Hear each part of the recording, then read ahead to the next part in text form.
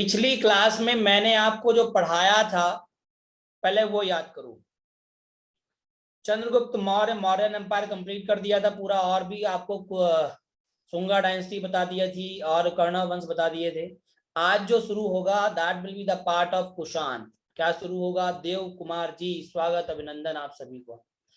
ये जो आप वायलेट कलर में देख रहे हैं ना, ये जो वायलेट कलर का हिस्सा आप देख पा रहे हैं, ये वाला, ये पूरा जो हिस्सा आप देख रहे हैं, ये पूरा का पूरा कुषाण एम्पायर है, कुषाण वंश है। कौन सा वंश है? कुषाण वंश है। इस बात को ध्यान रखिएगा और याद रखिएगा। सभी को नमस्कार है, सभी को नमस्कार, नमस्ते। चलो बहुत बहुत धन्यवाद। चलो आप सभी का प्यार और स्नेह मिलता रहे। बहुत बहुत धन्यवाद आप सभी का। तो सबसे पहले तो मैं कहूँगा चीजों को समझने का प्रयास करें। कुषाण वंश की अगर मैं बात करता हूं आप सभी प्यारे दोस्तों से, किसकी बात करता हूं? अरे भाई, पहले राजा महाराजाओं का एम्पायर बड़ा ही होता था, छोटा नहीं होता था। ठीक है, चलिए कुषाण वंश की अगर हम बात करें तो कुषाण वंश के दो कबीले होते थे, एक यूची और दूसरा तोखरी। तोखरी क्या भैया? यूची और तोखरी। तो यूची कबीले का दूसरा नाम है टोचरियन जनजाति से संबंधित था। मतलब ये आदिवासी समुदाय से बिलोंग करते थे, मतलब कहने का ये ट्राइब्स थे। क्या थे मेरे प्यारे बच्चे? ये ट्राइब्स हुआ करते थे। अब कहते हैं कि इस वंश का जो संस्थापक हुआ, the founder of this dynasty was Kujula Kadphises. कौन था? जो कुजुल कडफिसेस हुआ, कुजुल कडफिसेस जो हुआ वो इस वंश का संस्थापक था। कौन बेटा? कुजुल कडफिसेस। 15 से लेकर के 65 ईस्वी की बात है। तो कुषाण वंश का फाउंडर कौन हुआ? कुजुल कडफिसेस। इसका जो बेटा था कुजुल कडफिसेस का, उसका नाम था बिम कडफिसेस। क्या नाम था? बिम कडफिसेस, जिसने गद्दी संभाली और गद्दी पर बैठा। कहते हैं कि जो बिम कडफिसेस था वो 65 ईस्वी में गद्दी पर बैठता है, और गद्दी पर बैठने के बाद एक अच्छा खासा उसने समय बिताया, और उस समय के बाद कहा गया, ऐसा अलग अलग शिलालेखों में कहा गया, ये जो तारीख है, ये जो तारीख दी हुई है, ये एक शिलालेख के अनुसार बताई गई है, इस बात को ध्यान रखिएगा। लेकिन जो भारतीय किताबों में बताई गई तारीख है वो ये है। ठीक है, क्या मैंने कहा? भारतीय किताबों में या पुस्तकों में जो तारीख बताई गई है वो ये है कि बिम कडफिसेस का समय 65 से लेकर के 78 ईस्वी तक था। यस पॉल, आप सभी का स्वागत है बेटा, अभिनंदन है। ठीक है, आओ हम लोग सभी लोग क्लास करते हैं, नमस्ते तो होती ही रहेगी। ठीक है, काफी दिनों बाद हम लोगों की क्लास हो रही है, तो पहले काम कर लेते हैं फिर बात करते हैं। तो बिम कडफिसेस जो हुआ ये उत्तराधिकारी था किसका? कुजुल कडफिसेस का। मतलब कहने का कुजुल कडफिसेस का जो सक्सेसर हुआ वो बिम कडफिसेस हुआ।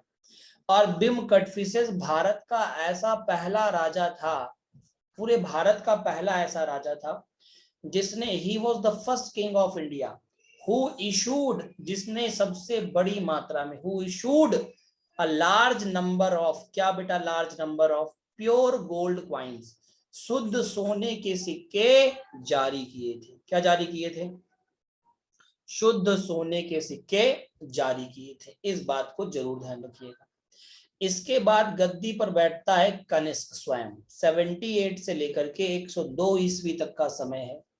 और जब ये गद्दी पर बैठता है तो ऐसा कहा गया, इसने अपने, क्योंकि इसका उत्तराधिकारी था, इसका बेटा था बिम कडफिसेस का, तो इसने जब अपने समय में अपने पिता के सिक्कों को देखा तो इसने बताया कि मेरे पिता के जो सोने के सिक्के थे, जो गोल्ड कॉइन्स थे, उन गोल्ड कॉइन्स पर शिव मतलब भोले बाबा और नंदी, शिव और नंदी साथ साथ में उनका त्रिशूल, इसके भी आकृतियां मिलती हैं।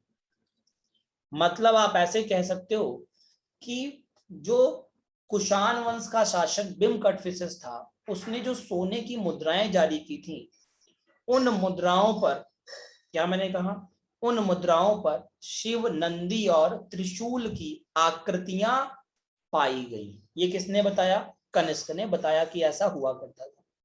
कनिष्क जब गद्दी पर बैठा 78 से लेकर के 78 ईस्वी से 102 ईस्वी तक, तो कहते हैं इसके समय में ही जैसे गद्दी पर बैठा, उसने गद्दी पर बैठते ही एक एरा चलाया, जिस एरा को नाम दिया गया शक एरा।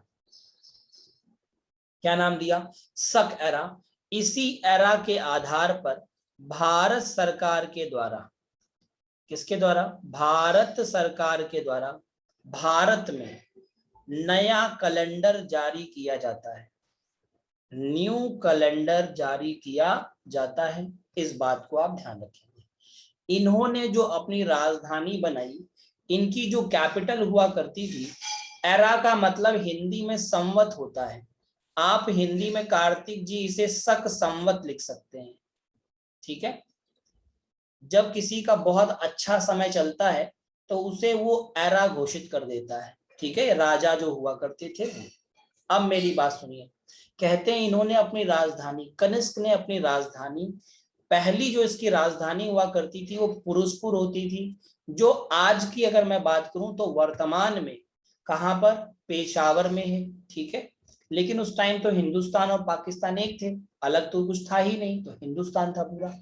और इन्होंने अपनी दूसरी राजधानी मथुरा को बनाया था। मतलब आप ऐसे कह सकते हो कि कनिष्क की दो राजधानियां थी। कौन कौन सी? एक का नाम पुरुषपुर, क्या मैंने शब्द बोला बेटा? एक का नाम पुरुषपुर और दूसरे का नाम मथुरा। क्या नाम? मथुरा। ये दो राजधानियां थी। अब कहते हैं इनके दरबार में जो दरबारी कवि थे, उनका नाम क्या था? इनके दरबार के दरबारी कवि अश्वघोष हुए, और अश्वघोष ने एक पुस्तक लिखी थी जिसका नाम है बुद्ध चरितम या बुद्ध चरित, जिसे बौद्धों का रामायण कहा जाता है। जो बौद्ध धर्म को लोग मानते हैं, बौद्ध का या बौद्धों का रामायण कहते हैं।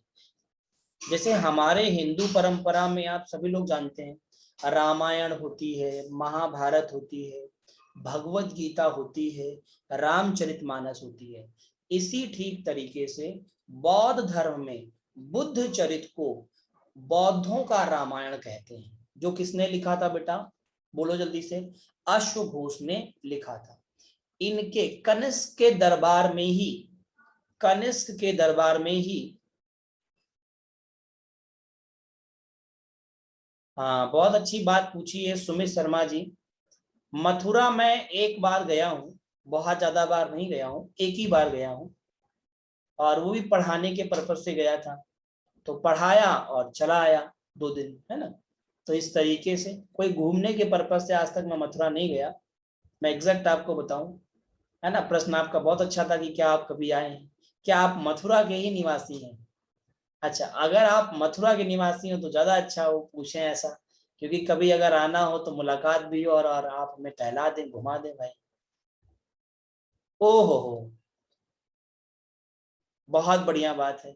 तो फिर हम जरूर मथुरा आएंगे सुमित जी, ठीक है।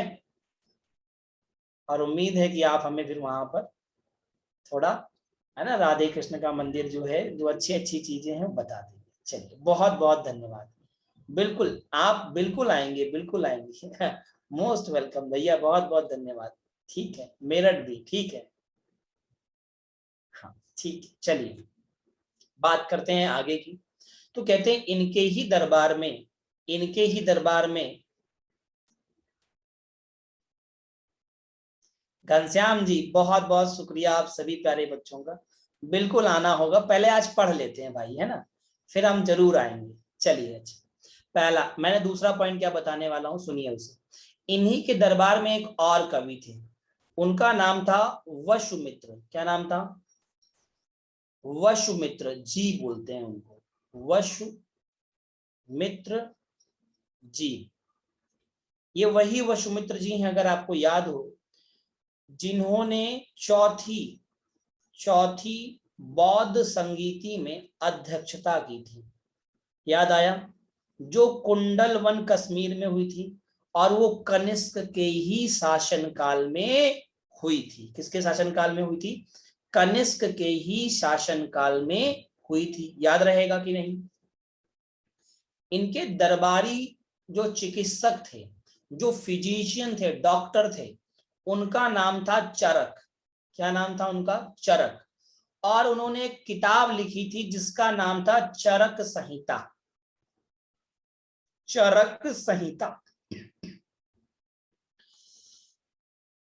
क्या नाम था बेटा किताब का? चरक संहिता नाम था उस पुस्तक का। ये ध्यान रखिएगा और सभी लोग याद रखिएगा। अगर कहें फिजिशियन कौन थे तो कहेंगे चरक। कौन सी पुस्तक लिखी? तो चरक संहिता नामक उन्होंने पुस्तक लिखी थी। आयुर्वेदाचार्य भी आप कह सकते हैं। इन्हीं की दरबार में एक रहते थे नागार्जुन। इनका एक दूसरा नाम है नागसेन। ये बौद्ध धर्म के बहुत बड़े ज्ञानी पुरुष थे। क्या मैंने कहा? बौद्ध धर्म के बहुत ज्ञानी पुरुष थे। ज्ञानी पुरुष थे, ठीक है।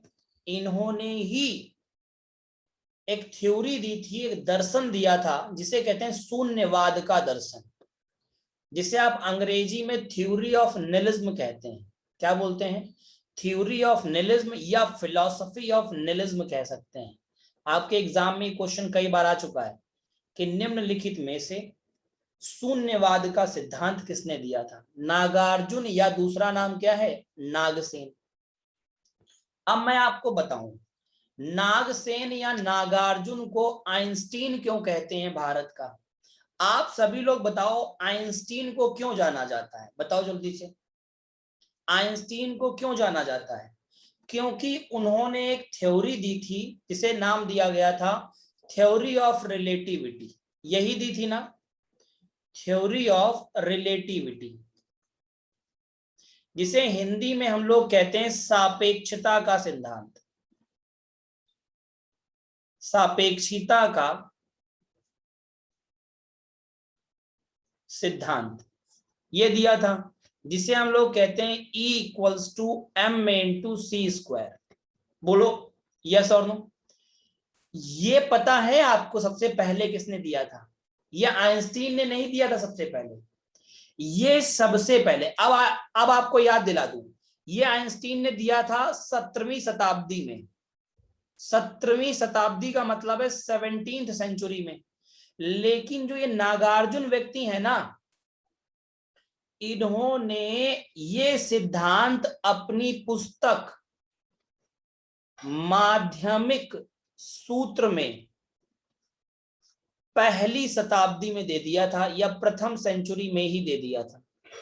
अब बताओ आप मुझे, पहले किसने दिया? भारत वाले लोग, आइंस्टीन ने, या फिर अंग्रेज वाला, मतलब अमेरिका के आइंस्टीन ने? जल्दी से बताओ, बात समझ रहे हैं ना? मतलब जो 17वीं सेंचुरी में आया उसने कॉपी किया किसको? भारत को। तो नागार्जुन को इसीलिए कहा जाता है भारत का आइंस्टीन, क्योंकि इन्होंने थ्योरी ऑफ रिलेटिविटी का कंसेप्ट अपनी पुस्तक में पहले ही दे दिया था। बात क्लियर? जल्दी से बताओ, बोलो। तो इंडियन लोग बहुत ही टैलेंटेड थे मेरे प्यारे दोस्त, बहुत टैलेंटेड। इस बात को ध्यान रखिएगा।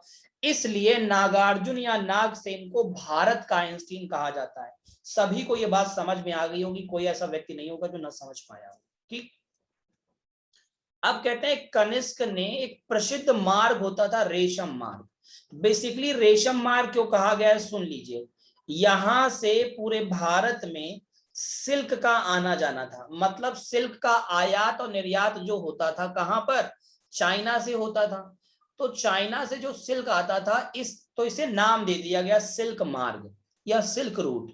इस पर कनिष्क ने अपना अधिकार कर लिया था। और जो भी व्यक्ति क्या करता था बेटा?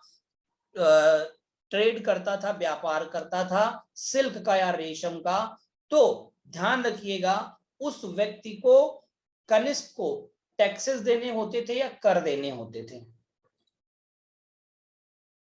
ठीक है बेटा। Theory Ghanshyam ji, theory of relativity जो है वो सबसे पहले दी गई थी नागार्जुन के द्वारा, ठीक है। सापेक्षता के सिद्धांत को दिया गया था, ठीक है। रेशम, बिल्कुल रेशम का उत्पादन होता है रेशम के कीड़ों से, ठीक है। हाँ, ध्यान रखिएगा इस बात को। अब अगर मैं बात करूं, उसे समझिए। तो पहली बौद्ध संगीति कब हुई थी, सभी को पता है। कब हुई थी पहली बौद्ध संगीति, बताओ।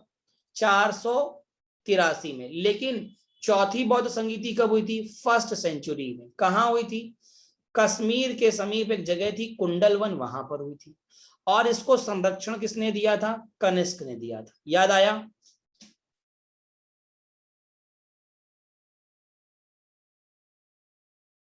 देखो भाई, शुभंकर जी कह रहे हैं सर हमें इंडियन आइंस्टीन के बारे में क्यों नहीं पढ़ाया जाता। देखो वहां आपने नहीं पढ़ा, पर हम आपको बताते हैं। इसलिए नहीं पढ़ाया जाता क्योंकि देखो, आजादी के बाद या आजादी से पहले जो भी राइटर हुए वो अंग्रेजों को फेवर करते थे, या अंग्रेजों के डर से उन्होंने वही लिखा जो अंग्रेजों ने कहा या जो अंग्रेजों ने बताया। बोलो हाँ या ना।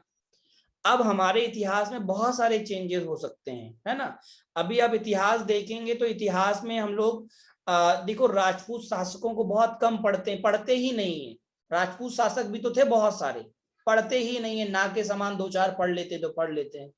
तो उनको भी पढ़ना चाहिए, बहुत सारी चीजें पढ़नी चाहिए हम लोगों को, ठीक है। लेकिन नहीं पढ़ते हैं, तो हमें सारी चीजें देखनी होंगी, समझना होगा, ठीक है। अब कहते हैं कि वसुदेव क्या हुआ करते थे, अध्यक्ष हुआ करते थे। कहां पर, चौथी बौद्ध संगीति में।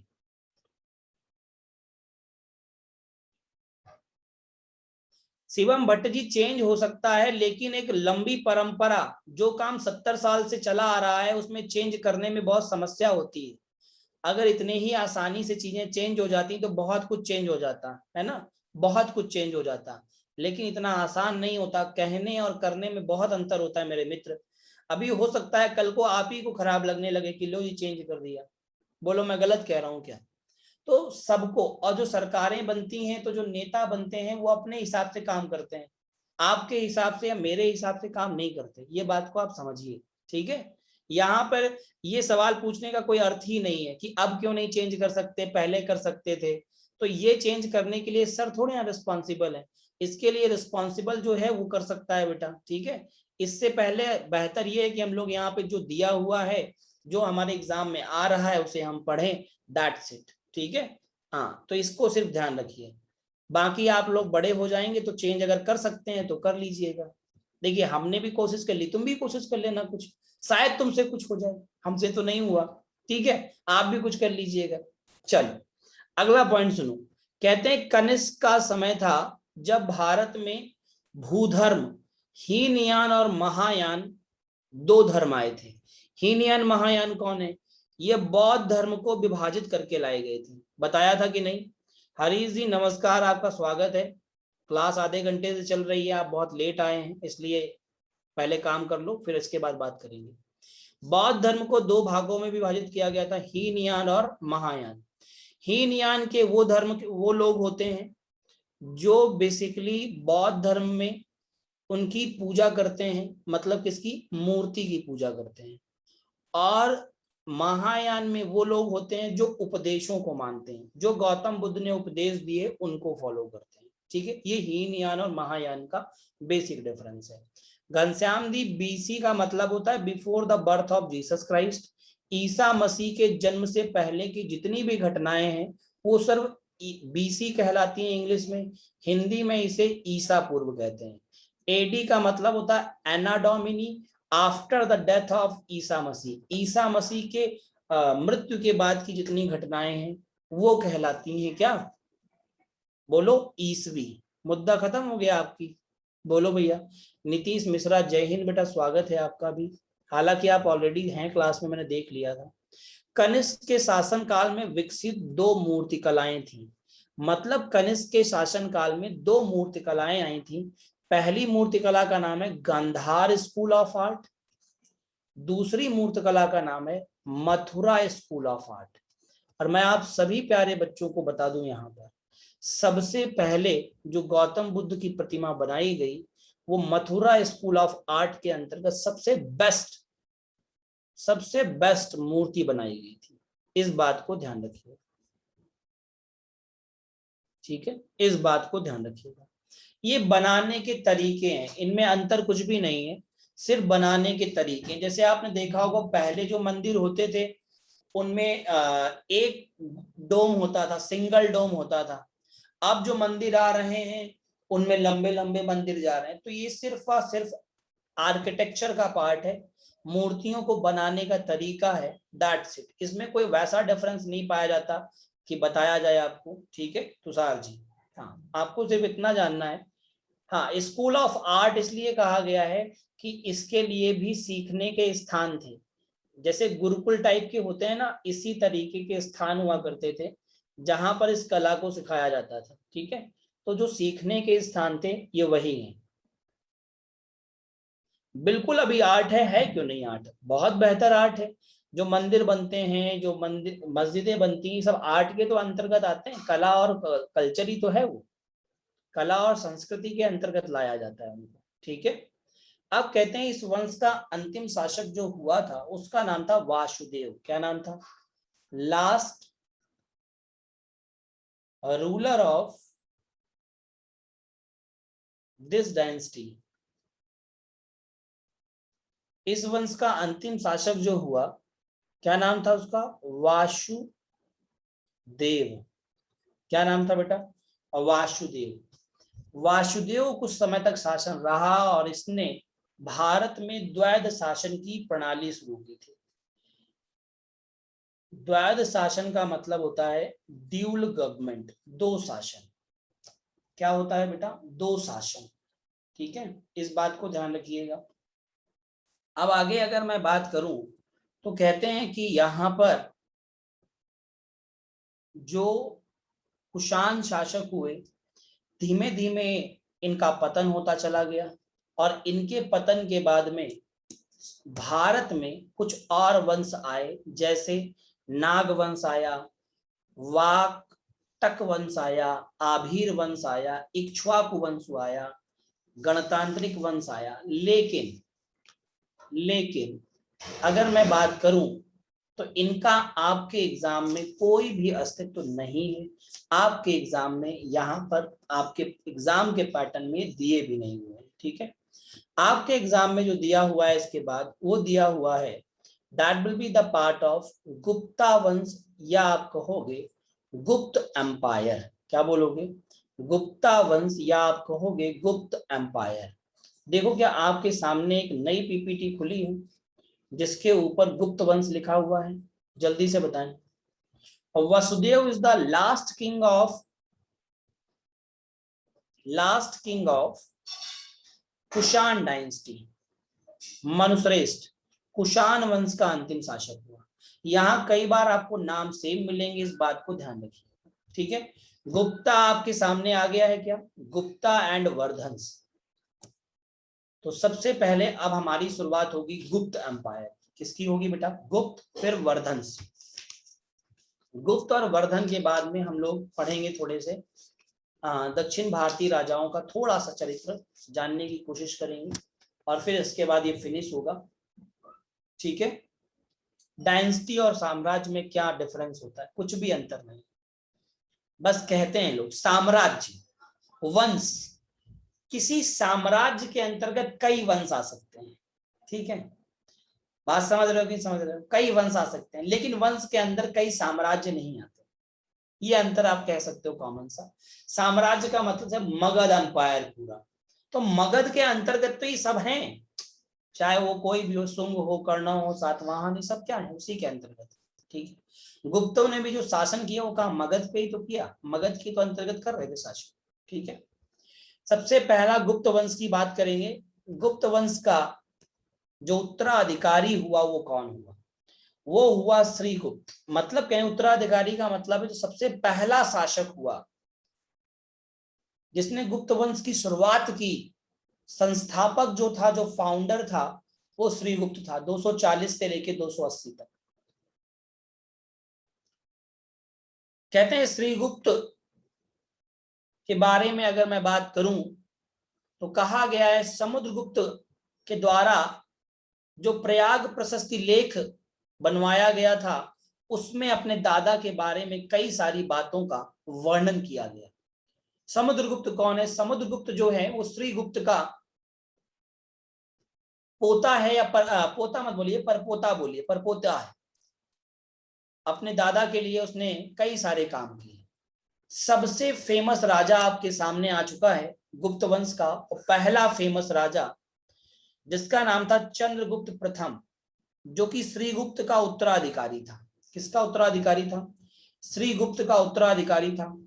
319 से लेकर के 335 तक गद्दी पर रहा, और 336 में गद्दी पर जो बैठा,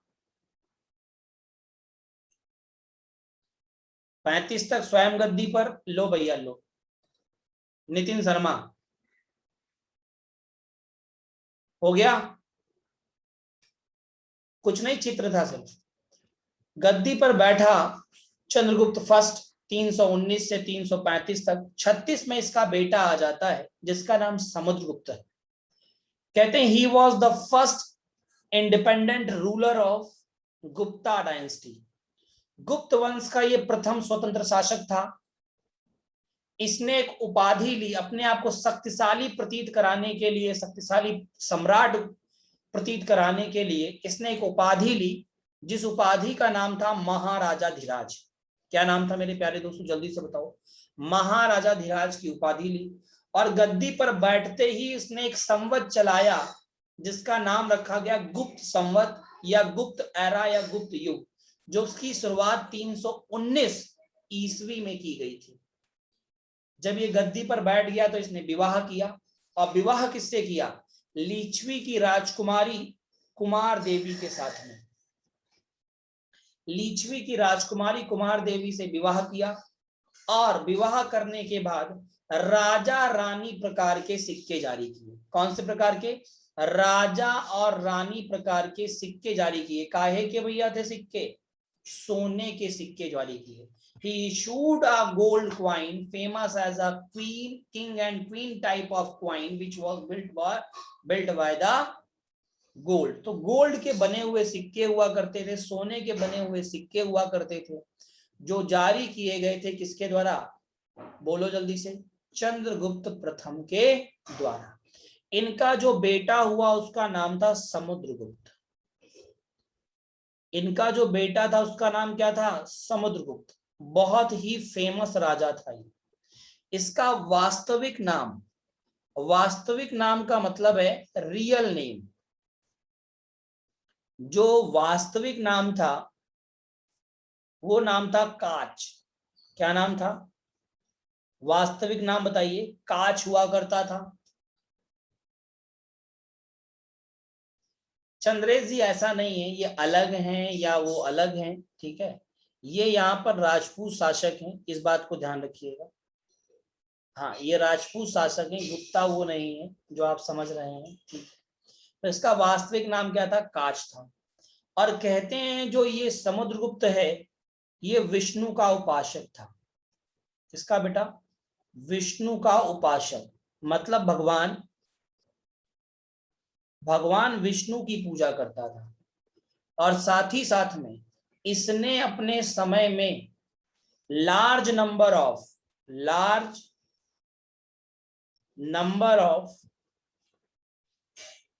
गोल्ड क्वाइन जारी किए, जिनको ये गरुण मुद्रा कहता था। क्या नाम था उस सोने के सिक्के का? गरुण मुद्रा, ठीक। हाँ बिल्कुल, डिवोटी हुआ करता था समीर जी, डिवोटी हुआ करता था भगवान विष्णु का। बहुत अच्छे। इसी वजह से ध्यान रखिएगा, सुनिएगा बड़े गौर से। इसके लिए भैया आप ऐसे समझ लीजिए, किसने? समुद्रगुप्त ने जो सिक्के जारी किए उस पर कविराज की उपाधि के साथ में अपना नाम लिखवाया। कविराज की उपाधि ली थी, टाइटल लिया था। और साथ ही साथ में वीणा बजाते हुए, क्या बजाते हुए? वीणा वादन करते हुए अपनी आकृति लगवाई थी। किस पर लगवाई थी अपनी आकृति, बताओ जल्दी से। सिक्कों पर। किस पे लगवाई थी, सिक्कों पर अपनी आकृति लगवाई थी। मुद्दा क्लियर, जल्दी से बताओ यस और नो।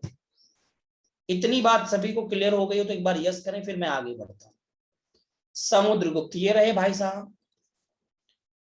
मां का नाम इनकी दत्ता देवी था। अच्छा, समुद्रगुप्त को एक और बात बोली गई है। क्या बोली गई है, सॉरी, मां का नाम नहीं, पत्नी का नाम है, मां बोल दी हमने। पत्नी का नाम क्या था इनकी बेटा, दत्ता देवी था। मां का नाम क्या था, कुमार देवी। मां का नाम क्या था, कुमार देवी, जो लीच्छवी की राजकुमारी थी। कहते हैं इसने अपने आप को कहा था लीच्छवी दौहित्र, दुहित्र या दौहित्र। अब आप कहोगे इसका मतलब क्या होता है, इसका मतलब होता है लीच्छवी की बेटी का बेटा, द डॉटर्स सन ऑफ लीच्छवी। क्या मैंने शब्द बोला, द डॉटर्स सन ऑफ लीच्छवी कहा गया था। किसे कहा गया था, जल्दी से बता दो, समुद्रगुप्त को। क्या बोला गया था मेरे प्यारे बच्चों, जल्दी से बताओ, द डॉटर्स सन ऑफ लीच्छवी, ये कहा गया था किसे, समुद्रगुप्त को। अच्छा, समुद्रगुप्त को भारत का नेपोलियन कहते हैं, ऐसा क्यों कहा गया है, सुनिएगा मेरी बात को बड़े ध्यान से। इसने आर्यावर्त के 12 राजाओं को और दक्षिणावर्त के 11 राजाओं को हरा दिया था। मतलब कुल मिला के इसके आसपास के चारों तरफ जो भी राजा थे उन सभी का इसने हैप्पी बर्थडे टू यू कर दिया, हरा दिया और अपना दास बना लिया, जिस वजह से इसे भारत का नेपोलियन कहा गया था। बोलो बात समझ में आएगी नहीं, बहुत बार एग्जाम में आएगा। हाँ कार्तिक जी, आप कह सकते हैं नेटिव ऑफ लीच्छवी था, ठीक है। अच्छा, भारत का नेपोलियन क्यों कहा गया, ये बात क्लियर हुई कि नहीं हुई, जल्दी से बताओ। अब कहते हैं he was the first king who invaded south India, इसने दक्षिण भारत को भी नहीं छोड़ा और अपने सेनापति वीरसेन की सहायता से इसने पूरे दक्षिण भारत को भी जीत लिया था।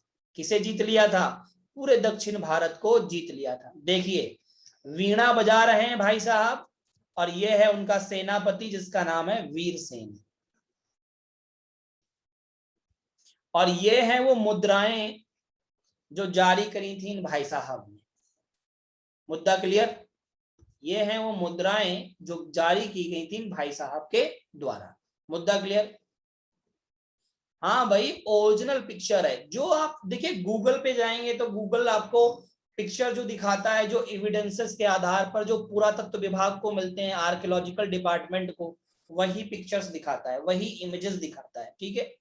तो वही इमेजेस हैं ये। मुद्दा क्लियर बेटा, सुमित जी, हाँ बात क्लियर हो गई। अब आप कहो हम खोद के थोड़ी ना लाए हैं कहीं से, अरे वो नहीं है पगले। वीरसेन, ये देखो सामने लिखा है सेनापति का नाम वीरसेन। चलिए आगे आइए। इसके दरबार में एक दरबारी कवि रहता था, जिस दरबारी कवि का नाम था हरिसेन। हिंदी में हरिसेन कहते हैं, अंग्रेजी में उसे हरिसेना कहते हैं या हरिसेन कहते हैं। उसने लिखा था प्रयाग प्रशस्ति लेख। मतलब प्रयाग प्रशस्ति लेख का मतलब है इलाहाबाद में एक पिलर बनवाया गया था, प्रशस्ति लेख बनवाया गया था। किसके द्वारा, जो समुद्रगुप्त ने बनवाया था। बनाया किसने था, हरिसेन ने बनाया था। इस बात को ध्यान रखिएगा।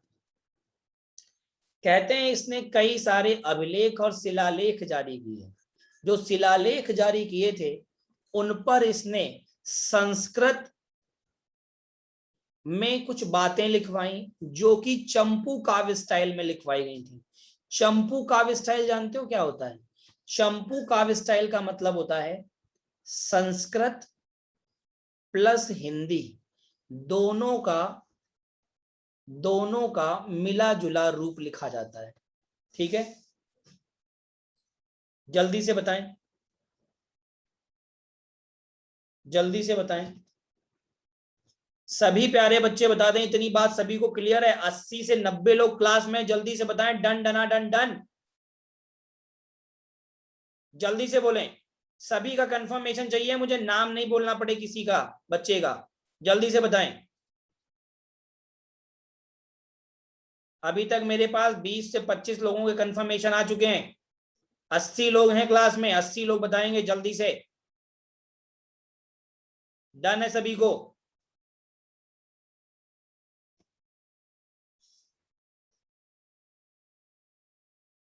बहुत बढ़िया, चलिए मैं आगे बढ़ता हूं अब।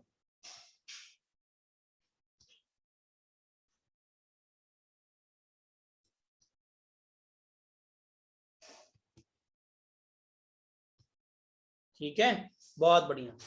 तो काव्य शैली, चंपू काव्य शैली समझ गए, संस्कृत प्लस हिंदी का मिला जुला रूप कहलाती है चंपू काव्य शैली, जिसमें संस्कृत को सरल भाषा में और लिखा जाता है। हाँ भाई, इलाहाबाद का नाम पहले प्रयागराज ही था, किसने कहा कि नहीं था? मैं तो बिल्कुल कह रहा हूँ, इलाहाबाद को प्रयागराज ही कहते थे, बिल्कुल सत्य है, इसमें कुछ भी गलत नहीं है, बिल्कुल सही बात है। चलिए आगे बात करेंगे। He was the first Gupta king who performed अश्वमेघ यज्ञ, और साथ साथ assume the title of अश्वमेघ पराक्रम। ये पहला ऐसा गुप्त शासक हुआ जिसने अश्वमेघ यज्ञ किया था। पहले देखते हो अश्वमेघ यज्ञ कैसे होता था, घोड़ा छोड़ दिया जाता था, उस घोड़े को जो पकड़ लेता था, ठीक है, अब वो घोड़ा दौड़ते दौड़ते जहां तक जाएगा वहां तक उस राजा का वर्चस्व हो जाएगा, सब लोग उसकी स्वाधीनता स्वीकार कर लेंगे, और जो राजा उसे पकड़ लेगा उस राजा को, उस राजा से जिसने छोड़ा है घोड़े को, उससे युद्ध करना पड़ेगा। इस तरीके की चीजें थी। तो भैया इन्होंने अश्वमेघ यज्ञ किया और अश्वमेघ पराक्रम की उपाधि ली थी, इस बात को ध्यान रखिएगा। अच्छा, उसके पीछे सैनिक रहते थे, घोड़ा आगे आगे रहता था, उसके पीछे सैनिक रहते थे, रथ से, घोड़े से, पैदल, इस तरीके से, तब पता चलता था कि किसने पकड़ लिया है। इनसे परमिशन लेकर के श्रीलंका के राजा ने, श्रीलंका का पुराना नाम सीलोन था, ध्यान रखिएगा, श्रीलंका के राजा मेघवर्मन ने, रामायण में जो दिखाया गया वही सत्य है, बिल्कुल वरदान था, बिल्कुल। श्रीलंका के एक राजा थे मेघवर्मन, उन्होंने बौद्ध धर्म के प्रचार प्रसार के लिए यहां पर बौद्ध मठ बनवाना चाहा। क्या बनवाना चाहा था?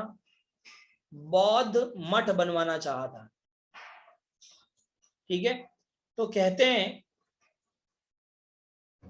कि कहीं ना कहीं समुद्रगुप्त ने इसे परमिशन दी, तब मेघवर्मन ने भारत में, अगर कोई बच्चा बिहार से होगा तो उसे पता होगा, गया में, जिसे बोध गया भी कहते हैं, वहां पर एक बौद्ध मठ बना हुआ है। बोलो बना है कि नहीं बना? बौद्ध मठ बना है कि नहीं बना? जिसे अंग्रेजी में मोनेस्ट्री कहते हैं। क्या बोलते हैं? मोनेस्ट्री कहा जाता है, इस बात को ध्यान रखिए।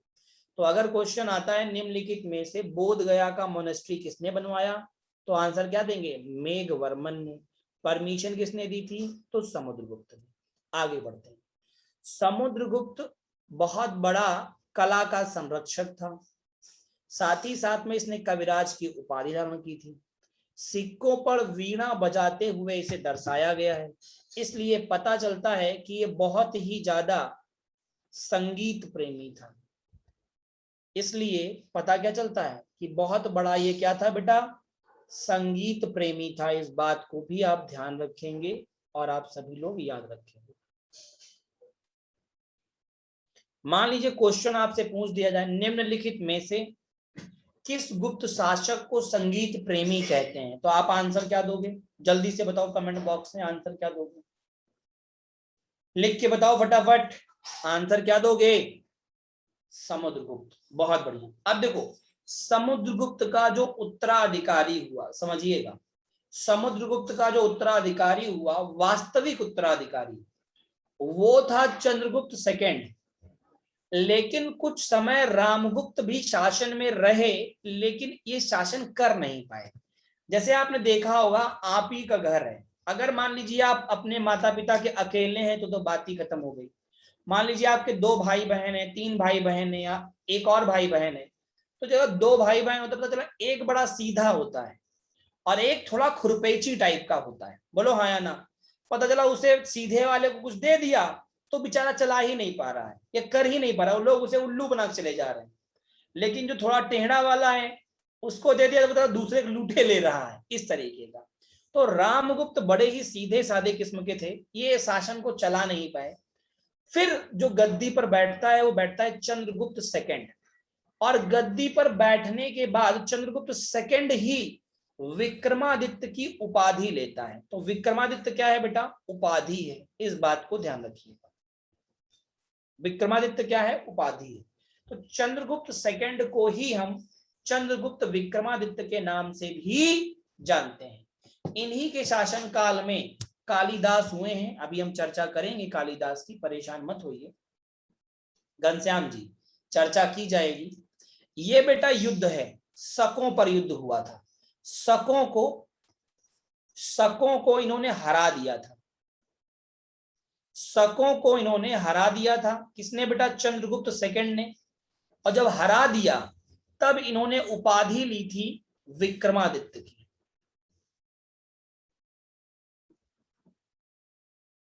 विक्रमादित्य की उपाधि ली थी। ये बहुत ही न्यायप्रिय शासक थे। क्या मैंने कहा? ये बहुत ही न्यायप्रिय शासक थे, इस बात को ध्यान रखिएगा। नहीं बेटा, गलत बात। 380 से 80 में देखो ऐसा होता था ना, अब मान लीजिए, क्योंकि पहले के जमाने की जो समय है ना, वो महीने महीने नहीं है उनमें बेटा, वो एक अथेंटिफिकेशन नहीं है, ठीक है? वहां से आपका महीना नहीं पूछा जाता, पहले बात ये ध्यान रखो। अब पता चला 20 साल में कोई चला गया तो उसके लिए 81 थोड़े ना लिखा जाएगा, उसके लिए 380 ही लिखा जाएगा, समझ गए? 380 से 412 तक ये गद्दी पर रहे चंद्रगुप्त सेकंड या चंद्रगुप्त विक्रमादित्य। ठीक है, इस बात को ध्यान रखिएगा। प्रियांशु अत्री कुछ पूछना चाहते हैं, मैं बस समझ नहीं पा रहा हूं क्या पूछना चाहते हैं। शंकु पूछना चाहते हैं क्या? शंकु लिख रहा है आपने,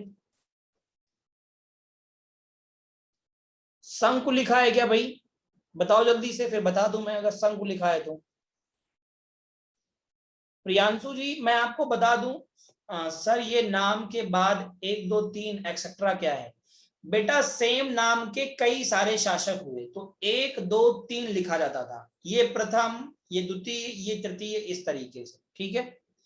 हाँ, तो बता दूं मैं, प्रियांशु अत्री जी सुनिएगा बड़े गौर से।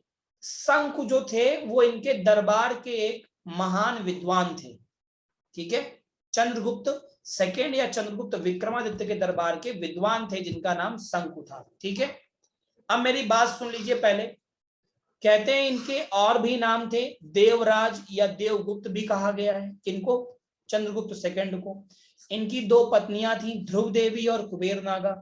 पहली पत्नी का एक बेटा था जिसका नाम था कुमारगुप्त प्रथम, और दूसरी पत्नी की एक बेटी थी प्रभावती।